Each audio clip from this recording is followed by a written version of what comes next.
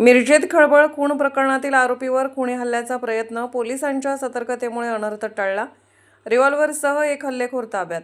मिरजेतील निखिल कलघुटकी खून प्रकरणातील आरोपी सलीम पठाण आणि चेतन कलघुटकी यांच्यावर आज मिरजेच्या शासकीय रुग्णालय परिसरात खुनी हल्ल्याचा प्रयत्न झाला.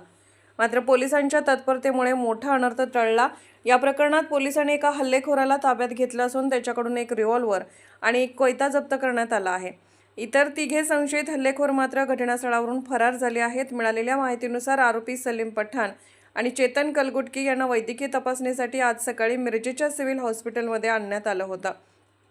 त्यावेळी एक संशयास्पद व्यक्ती त्यांच्याजवळ येण्याचा प्रयत्न करत होती. पोलीस हेड कॉन्स्टेबल राजेश गवळी आणि PSI दत्तात्रय पुजारी यांनी तत्परतेने त्याला थांबवत चौकशी केली असता त्याच्या ताब्यातून रिव्हॉल्व्हर आढळून आली. ती काढून घेतली व इतर 3 साथीदारांनी पळ काढला.